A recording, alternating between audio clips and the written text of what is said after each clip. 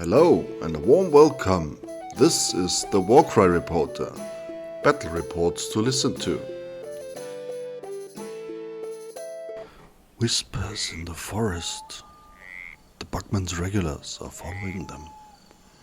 There's promise of treasure. Wigout is urging his fellow overlords to be careful. The Buckman's regulars enter an old camp. 3 trees with platforms are there, all roughly around the middle of this open space in the woods. And there are palisades and ruined walls in a circle around the trees. There's treasure. Chests that seem to appear and disappear. And there are others. The Senan Clan is here too. Wigout quickly decides to outflank them. Udo, Thongil and he himself will do that, while the others engage the Senan Clan. And so the fight begins. The Buckmans are charging onto the battlefield from the east. We see Tuvok, Rotan and Tasha, and a bit further back Raspin, Rofo and Snuffout. In the west, the Senan Clan is entering the battlefield. They seem as prepared as the Buckmans. Maybe they were lured in here too. We see Humral Taur, the Myrmidon Karsa, Luni, Hitan and Estaral, the Planesrunner. Estaral in the west is the first to move. He runs in an all-out sprint behind the palisades south to the hanging bridges, outflanking the Buckmans. As soon as Estaral was a bit in the open, Snuffout saw and aimed at him. He follows his every move and boom, boom, takes 2 precise shots, and Estaral falls to the ground. Karza was also starting to run. He's running in the open, just forward towards the Buckmans. In the east again, Rofo's grappling hook gets fired and he pulls himself to the treasure in the northwestern quarter. He hides behind the palisade there, but too late. Humral Tau saw him. Rofo is just waiting there for the chief of the clan to charge him, which Humral Taur is of course doing. With a mighty roar he charges at Rofo, slams away his gun. Rofo is defenseless and the axe of the chief slams into Rofo. Humral Taur grunts as he pulls back his axe and Rofo coughs, obviously in pain. But he's not out yet, and rams his reloaded hook into Humral Taur's upper leg. In the east, Raspin points at Karsa, shoots and misses. He seems nervous. He reloads quickly, takes a deep breath and shoots again. And hits this time. The Myrmidon is not very impressed, but the harpoon went in deep. Luni, the Roktas prowler in the west, follows her chief, runs to Rofo and pounces at him. With that she finishes Rofo. Yeah, I can hear the volley gun and the laughing of Rotan. He sends a swarm of bullets at Karza, hitting him with most of them. This slowed the charge of the Myrmidon at least a bit. Hitan is running after Luni and picks up a treasure, while Tuvok and Tasha charge Karza.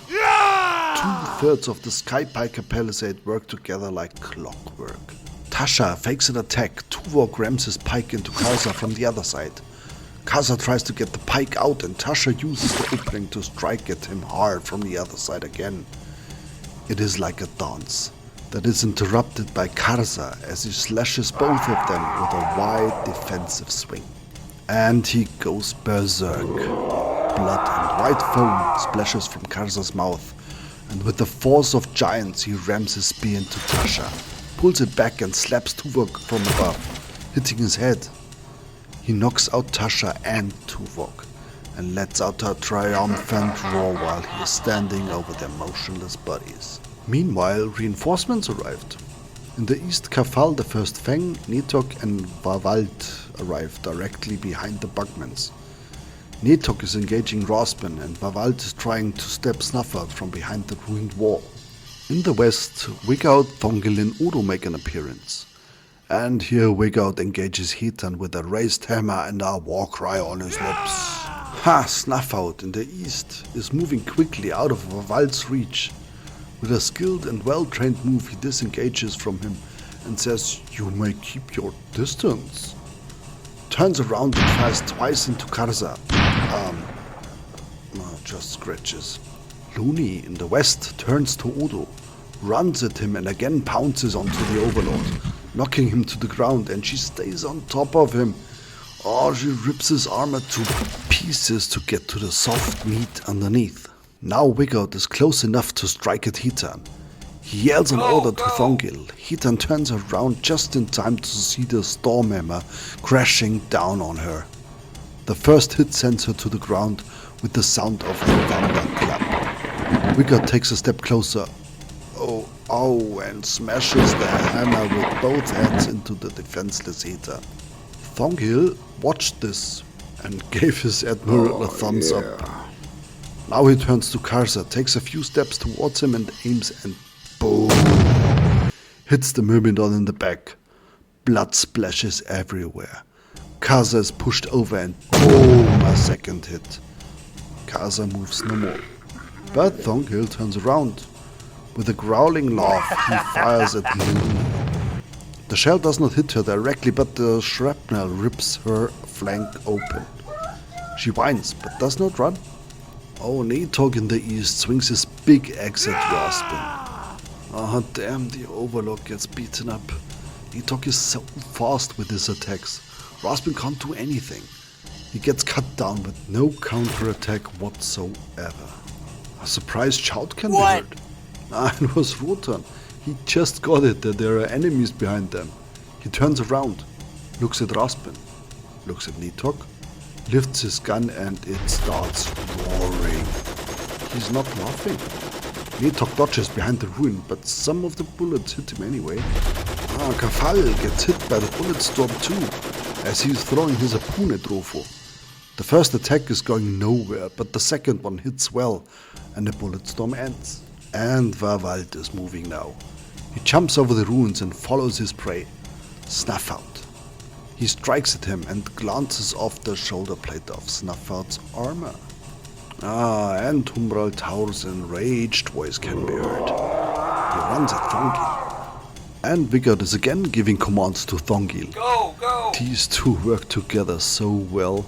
And he takes a few jumping steps forwards towards Looney, who strikes at him first, hitting his leg. But Wiggout is again bringing the Stormhammer down from over his head, and with a thunderclap crashes it into Looney. While this happened, Thongil spits at Humral Taur. Keep your distance! Disengages and fires. Boom! Humral Taur stumbles back. Boom! Humral Taur goes on his knees. As Thongil lifts his Betty to reload very slow and very sure of himself, the chief of the Senan Clan falls over and moves no more. The west is now free of any clan members. In the east, though, there are still some, and Kafal wants to make a point. He sends his harpoon flying at Rotan 2 times. Rotan is firing back, but the hits unbalance him, so he can't hit Kafal. After the second hit, the harpoon gets stuck in Rotan's body. Rotan falls backwards. And again Snuffout is disengaging from Valvat, this time more hastily. Ducks a strike off the plains runner and fires at Netok. A good hit that Netok was able to take. Valvat can't take it anymore. He rampages. Snuffout made him furious. And Netok is closing in too. Both strike at Snuffout. Netok lands a good painful looking hit. But Valvat is just slapping his weapons in an uncontrolled rage against Snuffout's armor. The clan is not giving up. No wonder. Snuffout is standing right beside the lost treasure. This one seems to be real. So Netok raises his axe high above his head to strike down Snuffout. But Snuffout uses the opening to ram his gun into Netok's groin. But the axe comes down anyways and rams into the armor between shoulder and leg. Both are on their knees. Netok falls over. Snuffout gets back up again and tries to tumble out of the fight with Valvat. Valvat tries to strike down Snuffout, hitting him, but Snuffout is able to take that blow too. He tumbles on, turns and fires at Kafal. He even hits him. Just a scratch again. But Kefal took that scratch personally. He follows Snuffout with a quick leap forwards and throws his harpoon with the wild rage of the untamed beasts at Snuffout. The harpoon flies like on rails, penetrates the armor and Snuffout is snuffed out. The Senan Clan is victorious. They claim the last remaining chest, collect their wounded and withdraw from the field. Rigout is running to the east. He seems angry, but then he sees his fellow fighters and in what shape they are. Raspin is still not moving. Rotan is bent over him. He lets his head sink onto Raspin's chest. Rigout's eyes are wide open. Get Gent! Get Gent quickly! And Rotan is running off. Snuffout joins Rigout at Raspin's body. He is holding his chest. Blood is still dripping down his armor. Rigout turns to him while he is kneeling over Raspin. You fought well, cousin. Snuffout does not answer. As Gent arrives, he is taking a good look at Raspin, but there's nothing he can do. Raspin is dead. This was the Warcry Reporter. Thanks for listening. Until next time.